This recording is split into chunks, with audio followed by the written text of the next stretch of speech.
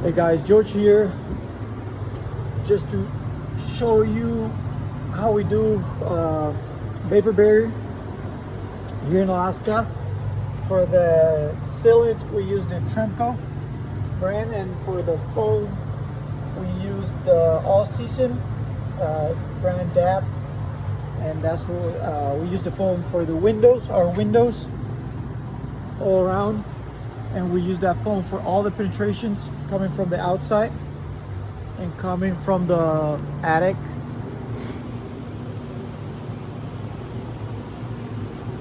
We also use that foam once once the drywall is installed on the lid. We go ahead and go over in the attic and we foam the lights boxes, other light boxes, whatever. It's on the ceiling. We'll foam it after the fact. We also foam the air exchanger ducts, but for that we use a different type of foam. It's the one that comes in 2 big cans, because we have to, by code, you have to foam all the ducts in the attic. Yeah, it's a pain in the butt, but it needs to be done. On the plastic, on the vapor barrier, what we do, we always do the lid first, and then we do the walls. Interior walls, you need to do sealant all around the walls, and then on the outside walls, what you do your lid, and you don't put sealant in there. You put the sealant once your plastic is up. Well, the way we do, we put the plastic, we didn't tack the top, then we'll fold it a little bit, and then we put the Tremco on, and then we tack it. Same with the windows.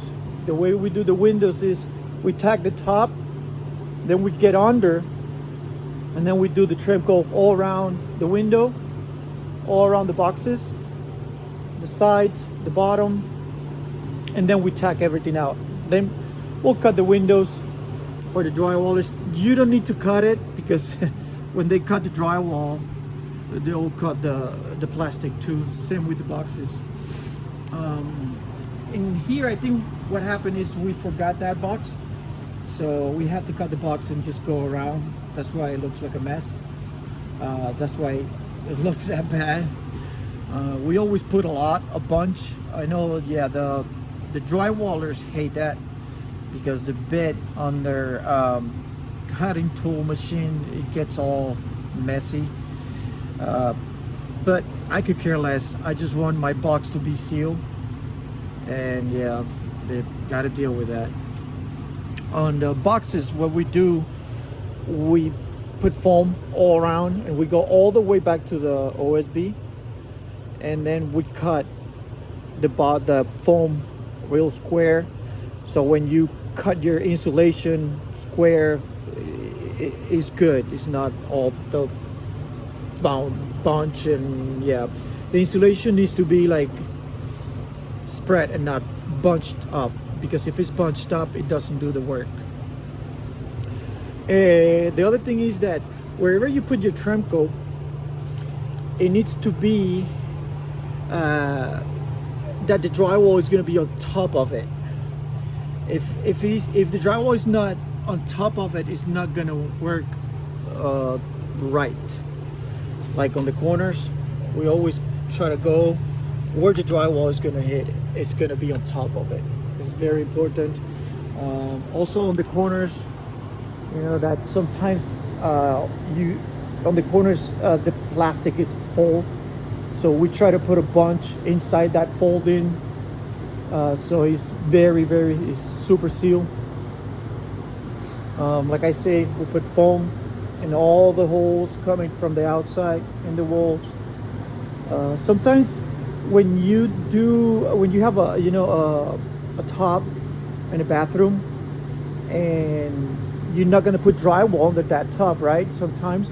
So what you do, you got to put like a 1x or something on top of that Tremco, so it's gonna be sealed 100%.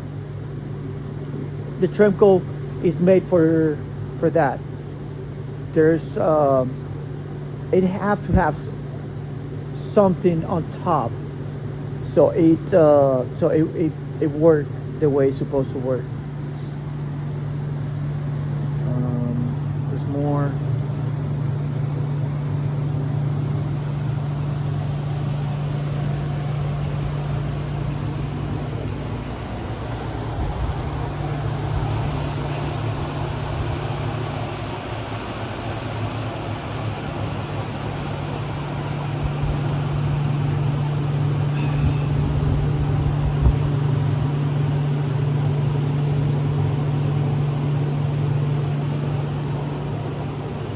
This is super important if you live in cold weather areas.